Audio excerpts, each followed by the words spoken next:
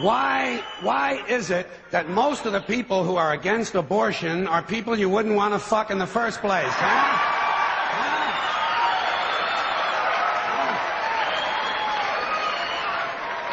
Boy, these conservatives are really something, aren't they? They're all in favor of the unborn. They will do anything for the unborn. But once you're born, you're on your own. Pro-life conservatives are obsessed with the fetus from conception to 9 months. After that, they don't want to know about you. They don't want to hear from you. No nothing. No neonatal care, no daycare, no Head Start, no school lunch, no food stamps, no welfare, no nothing. If you're pre-born, you're fine. If you're preschool, you're fucked. You're fucked. Conservatives don't give a shit about you until you reach military age. Then they think you are just fine, just what they've been looking for. Conservatives want live babies so they can raise them to be dead soldiers. Pro-life. Pro-life. These people aren't pro-life, they're killing doctors. What kind of pro-life is that? What, they'll do anything they can to save a fetus, but if it grows up to be a doctor, they just might have to kill it? They're not pro-life. You know what they are? They're anti-woman. Simple as it gets. Anti-woman. They don't like them.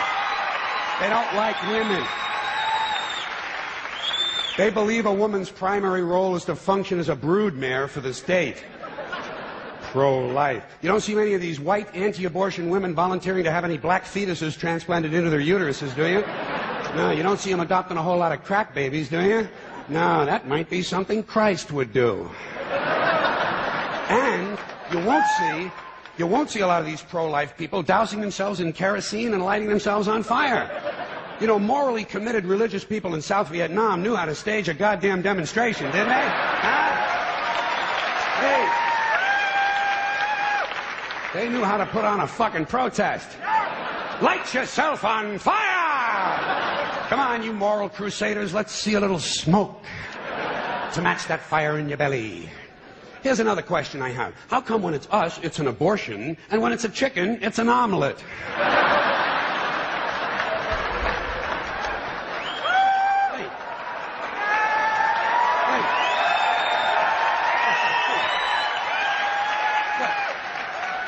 Are we so much better than chickens all of a sudden? When did this happen, that we passed chickens in goodness? Name 6 ways we're better than chickens. See, nobody can do it. You know why? Because chickens are decent people. You don't see chickens hanging around in drug gangs, do you? You don't see a chicken strapping some guy to a chair and hooking up his nuts to a car battery, do you? When's the last chicken you heard about came home from work and beat the shit out of his hand? Huh? Doesn't happen, because chickens are decent people. Well, let's get back to this abortion shit. Now, is a fetus a human being? This seems to be the central question. Well, if a fetus is a human being, how come the census doesn't count them? If a fetus is a human being, how come when there's a miscarriage they don't have a funeral? If a fetus is a human being, how come people say we have 2 children and 1 on the way instead of saying we have 3 children? People say life begins at conception. I say life began about 1 billion years ago, and it's a continuous process. Continuous, just keeps rolling along. Rolling along. I say, you know something? Listen, you can go back further than that. What about the carbon atoms? Huh? Human life could not exist without carbon. So is it just possible that maybe we shouldn't be burning all this coal? Just looking for a little consistency here in these anti-abortion arguments. See, the really hardcore people will tell you life begins at fertilization. Fertilization when the sperm fertilizes the egg, which is usually a few moments after the man says, gee, honey, I was going to pull out, but the phone rang and it startled me.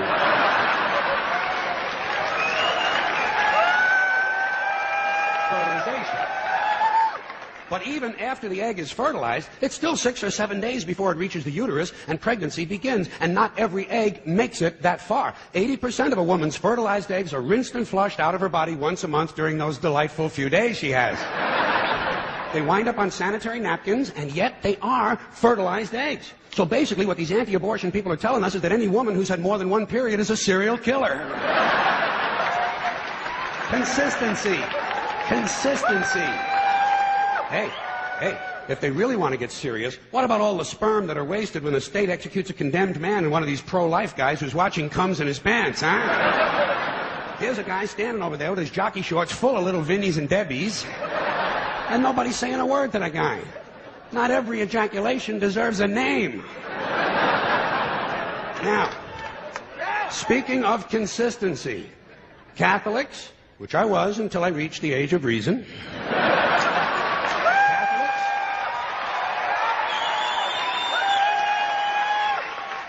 Catholics and other Christians are against abortions, and they're against homosexuals. Well, who has less abortions than homosexuals? Leave these fucking people alone, for Christ's sakes. Here is an entire class of people guaranteed never to have an abortion. And the Catholics and Christians are just tossing them aside. You'd think they'd make natural allies. Go look for consistency in religion. And speaking of my friends, the Catholics, when John Cardinal O'Connor of New York and some of these other cardinals and bishops have experienced their first pregnancies and their first labor pains and they've raised a couple of children on a minimum wage, then I'll be glad to hear what they have to say about abortion. I'm sure it'll be interesting. Enlightening, too.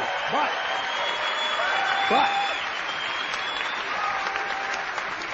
in the meantime, what they ought to be doing is telling these priests who took a vow of chastity to keep their hands off the altar boys. Keep your hands to yourself, Father.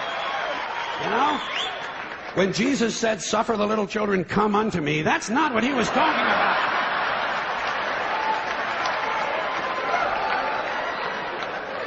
So you know what I tell these anti-abortion people? I say, hey, if you think a fetus is more important than a woman, try getting a fetus to wash the shit stains out of your underwear.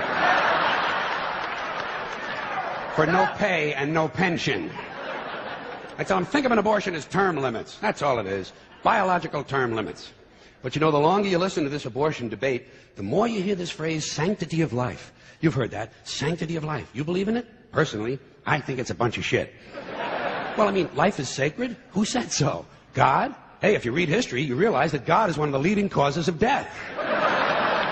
Has been for thousands of years. Hindus, Muslims, Jews, Christians, all taking turns killing each other because God told them it was a good idea. The sword of God, the blood of the Lamb, vengeance is mine. Millions of dead motherfuckers. Millions of dead motherfuckers, all because they gave the wrong answer to the God question. You believe in God? No. Dead. You believe in God? Yes. You believe in my God? No. Dead.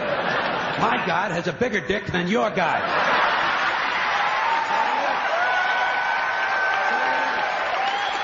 Thousands of years.